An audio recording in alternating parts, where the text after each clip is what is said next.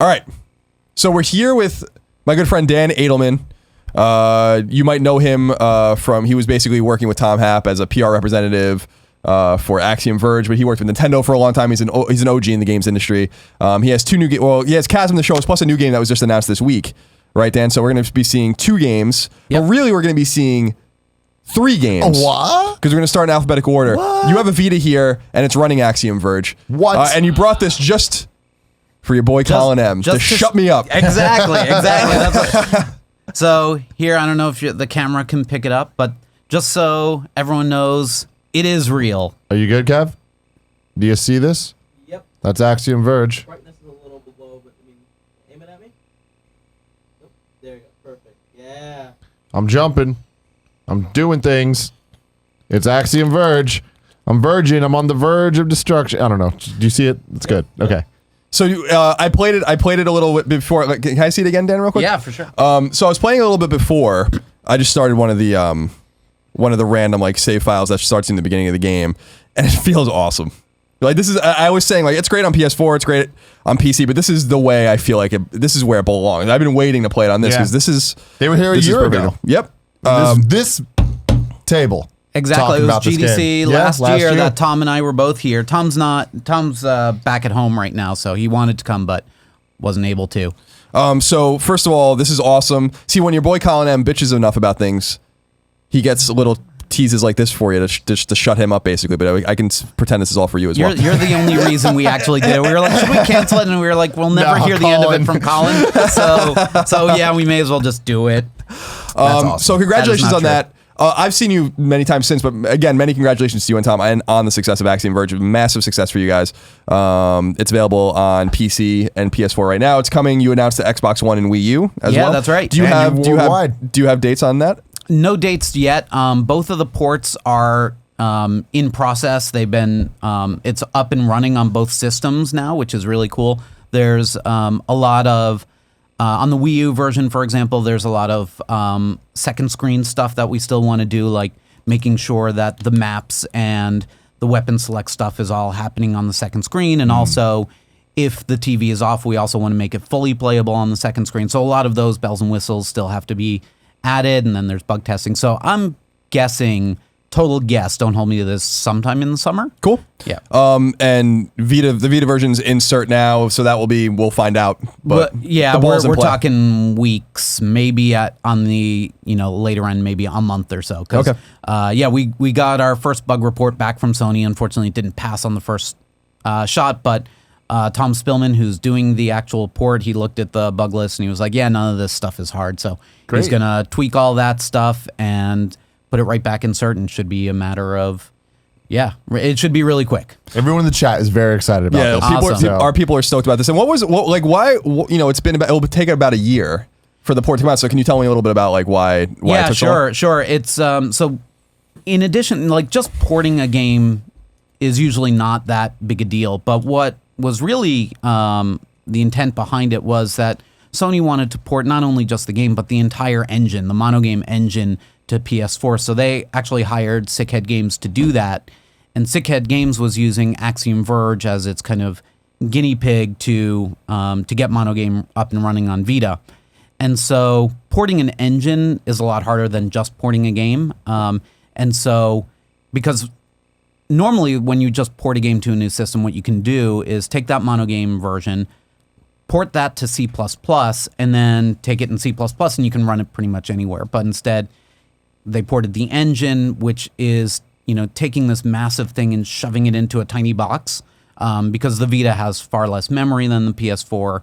And so, it took a lot of finesse to get that working. And, we were talking just before the show, and the way Tom Spillman described it to me, and I kind of described it to you, was there's a lot of infrastructure and a lot of plumbing that goes into that. And it's really like, if you imagine like a light switch and a light bulb at the very end, until all of those wires connect and you can kind of finally connect and close that circuit, nothing happens. And it was like months and months and months would go by. And then all of a sudden, he was able to close that circuit, and then boom, it went from like doesn't run at all to boom, it's now fully playable, and we just got to tweak stuff. Cool. So it's, Yeah, it's been a pretty big undertaking and a big technical challenge, but he was able to do that. Fortunately, he's also porting Xbox One, mono game to Xbox One, but Xbox One and PS4 are similar sized boxes, so it's not going to be, he's got plenty of RAM available. It's going to be a lot easier for him. Right on. That's Yep. good to know. So we won't linger too much on Axiom Verge, but Sure. you guys can continue to buy that right now, PS4, PC. People are asking, is it cross-buy and cross-save on PS4 and Vita? It's cross-buy right now. We would like to implement cross-save, but we were thinking that might add another month, and I didn't want to hear you bitch about it for another month. So I was like, maybe someday in the future we'll try to go back and add that as a patch. Fair enough. Yeah. Cool.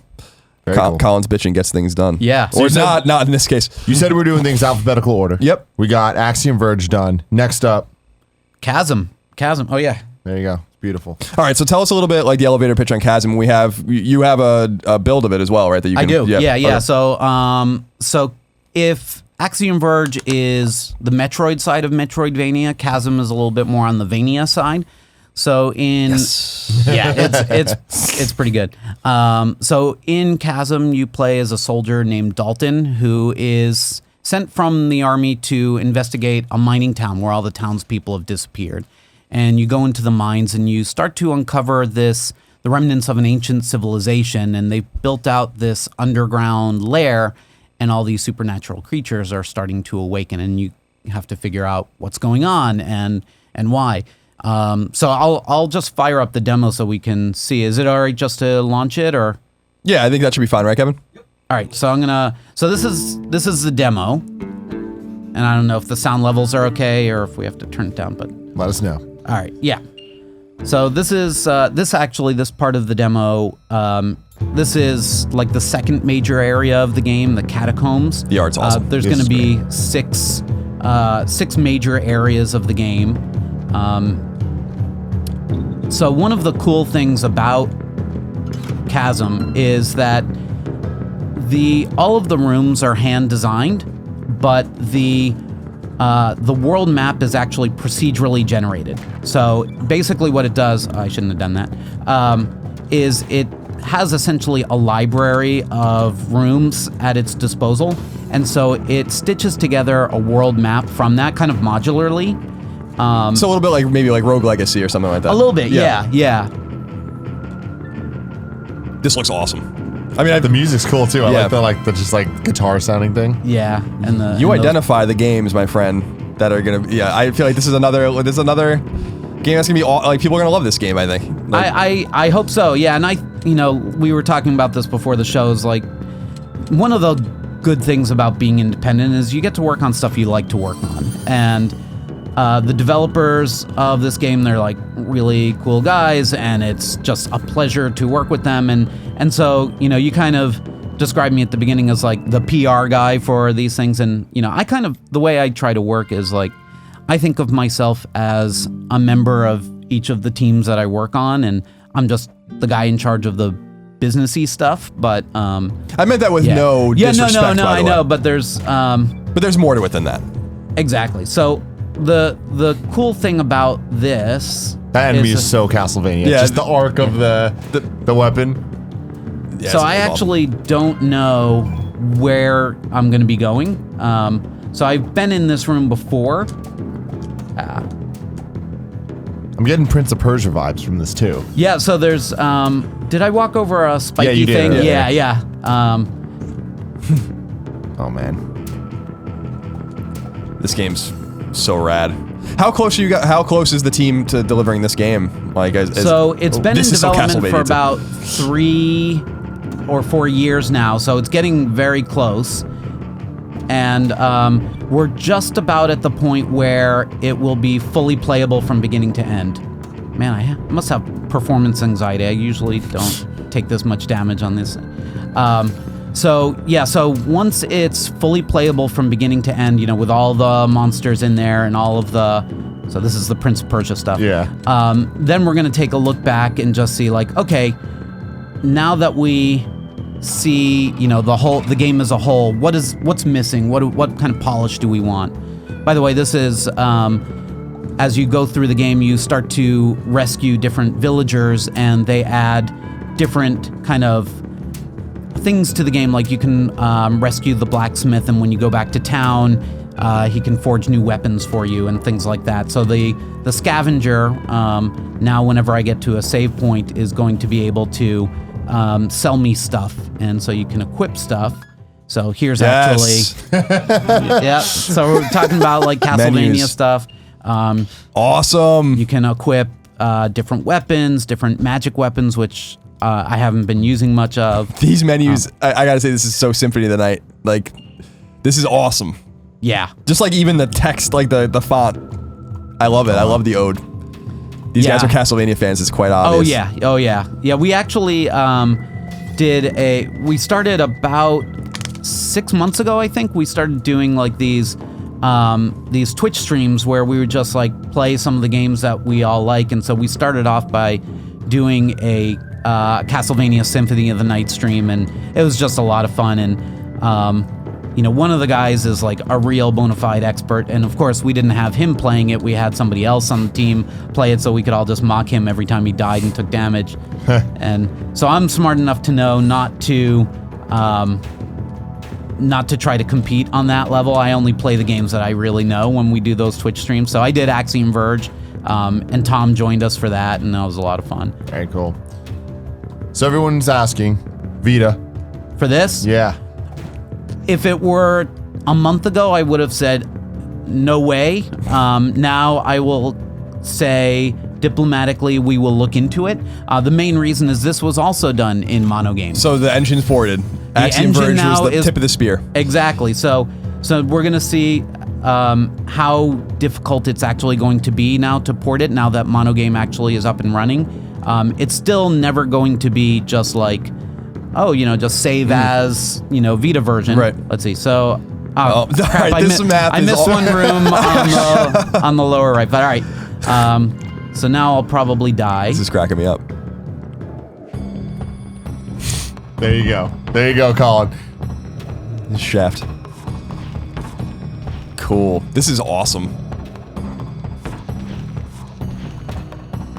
Yeah, and so now that mono game's going to be on Xbox One, we can start looking at that kind of thing. So it's And- PS4 and PC right now. So PS4 and PC right now, and we're going to look into what other platforms are going to be possible. So if everyone is saying like they really want to play it on whatever system, then that's what we're gonna we'll start looking at that stuff. But Sony's been really good about supporting this game on PS4, like including us in their booth at E3. And so right now we want to kind of recognize that and like not so we probably won't dedicate a ton of resources to doing it on Xbox One right away, just because a lot of PS4 fans have been really excited about it, and we just want to make sure that we're optimizing around that platform first, and then we'll start looking into other things. Nice. That boss music was really unsettling. It's cool. Yeah. So there's that scavenger I found, and so this is kind of like a Dark Souls kind of reference with the resting at the campfire and replenishing your health. And so this is actually the next area of the game, the castle keep. So it's a little bit of a sneak peek of that. That's a cool animation. Yeah, and these guys do I just a ton love. of damage. I just love. There's so many. This reminds me of the 5th stage in the original Castlevania, Grim Reaper stage, aesthetically anyway. But I'm a huge nerd, so. But it sounds like the guys that are making the game are also huge nerds. Yeah. So we got the backdash, just kind of like Castlevania, but it doesn't. It's probably not going to be a backdash like for speedrunners. Like if you've seen the Castlevania Symphony of the Night speedrunners, like they really just like spam that the backdash because it's the fastest way to traverse. Right now, that's not the way the backdash works in this one, but yeah, whenever I see a candlestick, also it's just out of habit. I wanna hit it. So we actually got to make it so that that's destructible. This is cool as hell. Open to learning, but You feel open to learning. Yeah. Something I've never felt. yeah, exactly. So what that is basically an XP buff. So whenever you do damage while that timer is still active, you'll get bonus XP. so you can level up that much faster. And there's other ones like you feel protected, so it gives you a buff of your. So basically, it's all of those stats on the left there. So, yeah. So it might say you feel fortunate, and so your luck increases for a little bit. And then, more of the story. Oh, wow. Cool. And that's the end of the demo. There you go. That's awesome. Yeah, Love it. It's a lot of fun. It's like I was telling you before. It's like I only want to work on games that I don't mind playing about 100 times, over and over and over. So I probably put in over several hundred hours just playing through all the different builds and seeing all the additional areas. So all the most of the cool stuff actually is not yet in this demo. We're gonna have a new demo at PAX East that's gonna show a little bit more. But now we just want to finish it up and get it out the door. Cool. So before we move on to the final game, so again, Chasm, PS4, PC. I know you said there's no timing, but I mean this year. I mean, is it fair to say? That's definitely the hope. We want to ship it when it's ready, of course. And so, like I said, probably in the next month or so, it should be fully playable. So what we're considering beta, so plays from beginning all the way to the end, and it feels like a game. And then we're gonna take a look back and then see all right, what other stuff do we need to add? And that's when we'll really be able to say is this 2 months worth of work? Is this 6 months worth of work?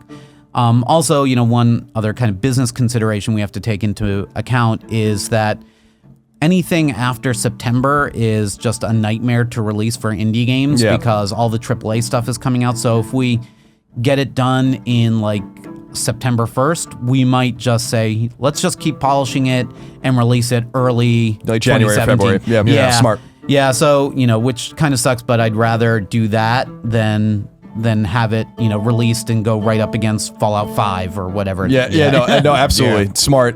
You know the business side of things very well. All right, and remember they're open to, they want feedback on other platforms. Obviously, people are going to want this on X1. So if you want that, you can tweet at them. Obviously, Vita. Obviously. Dan, I'm sure we'll like to hear about me bitching about Vita for the next 2 years of his life.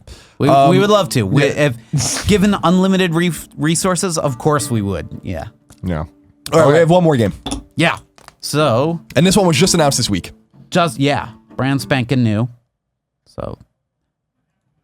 All right. So I'm going to start off. So this is Mages of Mystralia. Okay. And I'm going to, let me just, sorry. Are we okay, Kev? Yeah, I'm just transitioning on the video. Sorry, did I give you enough warning there? Yeah, funny. Okay, good. All right, let's do it. Are we ready? All right, so behold, Mages of Mystralia, new game just announced.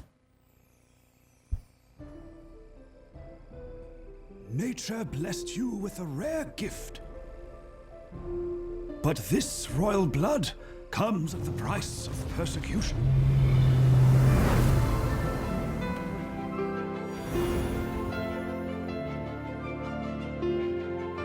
They got Olmec from Legends of the Hidden Temple. Always remember the old mage's creed. When facing a dire situation, a mage crafts the perfect spell to overcome it.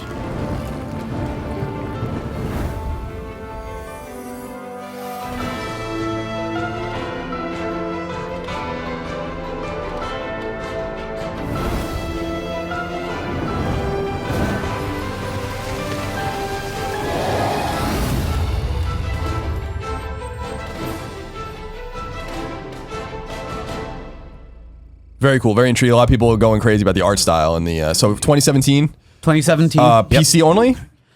So it's being developed in Unity, which is so it can go anywhere. And again, resources being an issue, we'll probably have to focus on one console at first. So maybe your community can vote and say which, if we could only pick one console, which would it be? I wonder which one they'll say. Yeah. All right, that's cool. So, do you have gameplay or more gameplay footage? Yeah. I want to see more of it because it's super intriguing. I'm super intrigued by the idea of creating your own spells, as well. So which is an interesting I've got hook. a world exclusive.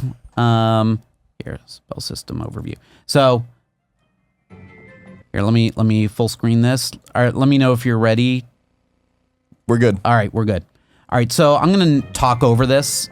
So you are Zia, who's And I should tell you the whole backstory of it too. So this is all placeholder art because we haven't finalized the UI for this. But you've got 4 categories of spells. You've got melee, orb, and these are orbs that don't do anything except they're just an orb of fire or whatever element. This would be a melee of it. You can conjure, and there are spells that affect yourself. So when you've got a fire spell of yourself, it basically creates a fire barrier. So this is the melee of, with nothing else attached to it. And what you can do is, as you progress through the game, you can find these different runes that you discover along the way, and you attach these runes, which then modify the behavior of the spell. So if you've got, for example, these orbs, you can just place them out there. But if you attach, say, a movement to it, or this is homing. So no matter where you are, it just gravitates towards the enemy. You can also just put in move, and so you've got an orb that moves, which is a fireball. So we'll see that. And so there's those 4 categories of spells, and I forgot to mention 4 elements: earth, water, air, and fire. And this is attaching detonate to that movement. So once it connects, it detonates. And so based on what is modifying what, you can create essentially millions of combinations of spells. So unlike some other games where there's like several combinations, but they're all kind of pre-programmed, the system is smart enough that as you modify the different spells, the system does all the programming, or modifies all of the parameters so that it calculates it on the fly. So we don't have to predict all the different combinations. We can just say the system's smart enough. So this is a move and multi-shot. And so this is going to show like how, depending on where you place the rune, it's going to change it. So we attached a size rune to the multi-shot. This is going pretty fast, to make it bigger. And now she attached a left, or I think it was a right to it, so it spreads out.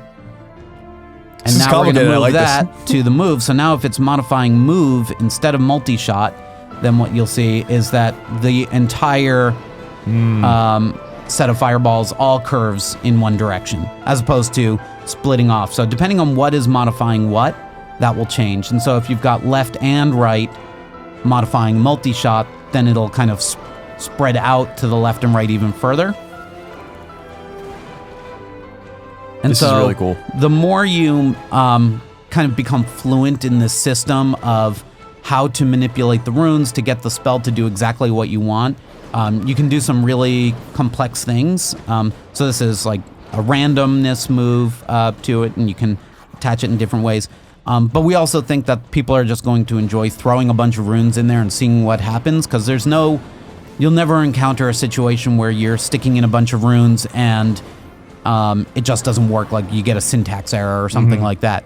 So I'm expecting that a lot of people will, and I'll switch over to one other video, which is just kind of gameplay.